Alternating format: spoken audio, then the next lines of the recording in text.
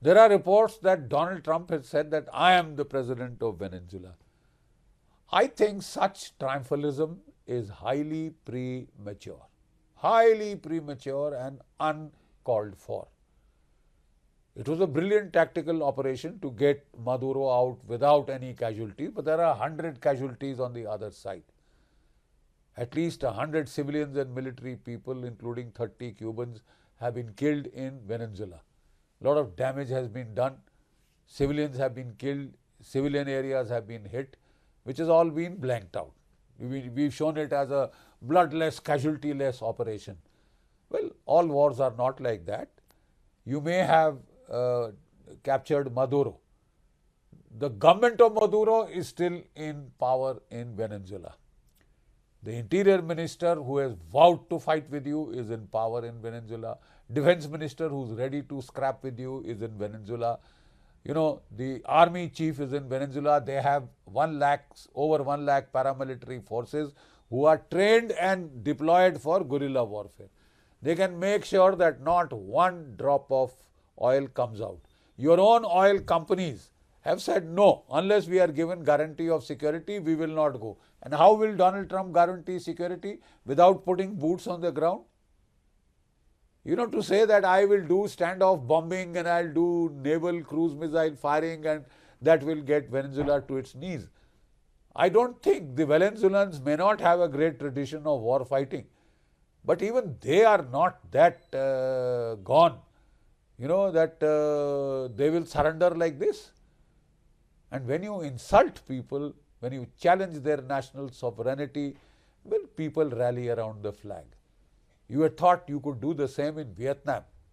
Those people showed you what motivated manpower can do.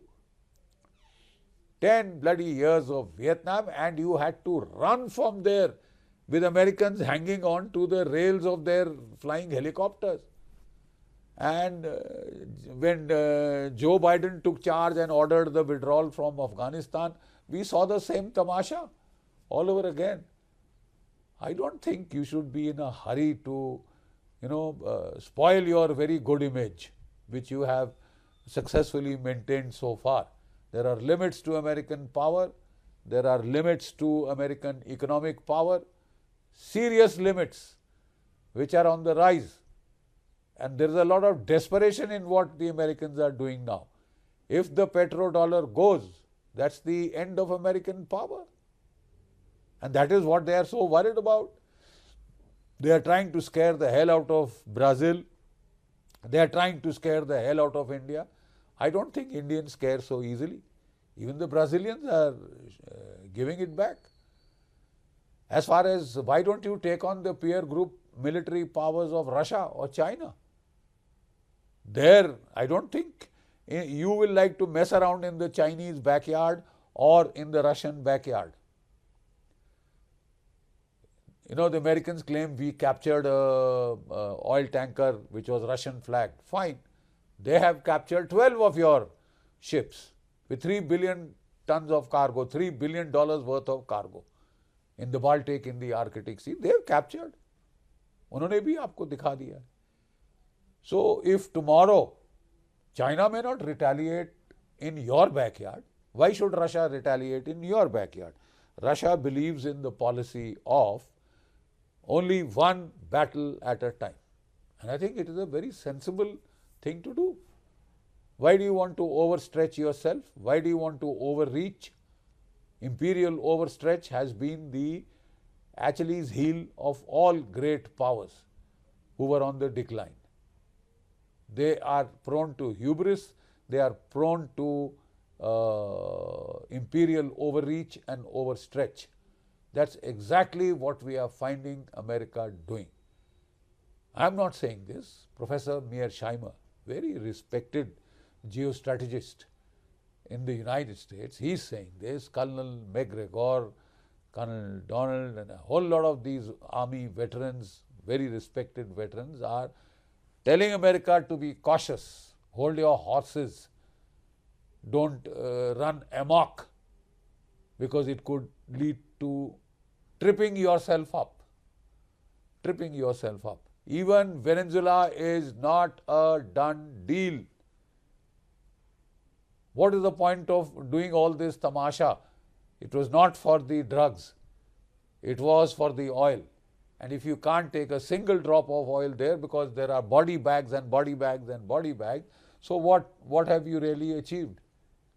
Apart from a bit of spectacle, theatre, drama, for which you have paid millions of dollars in bribes to all and sundry in Venezuela, I don't think you can, buy a people as such. And those people, after all these insults and humiliations that you heap on them every day, even the weakest man will stand up and fight. You corner a rat, and even that rat will show you his teeth. So don't think that just by bombing without putting boots on the ground, you can take over nation states, run nation states from a distance, from remote control. It doesn't happen that way. It's never happened that way. You want to secure a nation state, you want to be the president of Venezuela, put boots on the ground. Without that, it's a no-go. It will lead to mission creep. Just try that. It will lead to mission creep, and you will ultimately get into situations where you have to send in your troops. Either you do it temporarily a number of times, you may ultimately have to just put boots on the ground. And that is exactly the trap that Donald Trump didn't want to enter. He promised his people that no more forever wars, no more never-ending wars, no more wars that last decades and decades, and regime change and nation state makeover, turnover, etc., etc. Didn't work, hasn't worked. That's your military history. Learn lessons from your military history.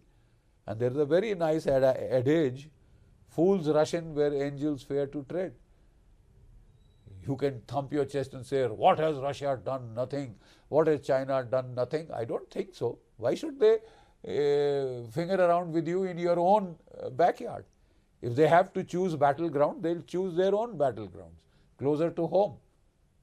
And there can be n number of situations which they can create for you. And at the very least, if the BRICS countries get together and they start trading in their own currencies and give a body blow to the petrodollar, well, that's the end of American financial and economic dominance. So I don't think America should be in a rush to show the world hubris, show the world imperial overstretch and overreach. It would be highly counterproductive for American national interest, and they are facing a midterm elections. There are not only that you will be pissing off the rest of the international community, what about your own domestic community? You got a midterm election coming, and by that time the effect of Maduro will wear off, and if you get bogged down in a never-ending situation, well, you are asking for trouble. Jai Bharat, Jai Hind.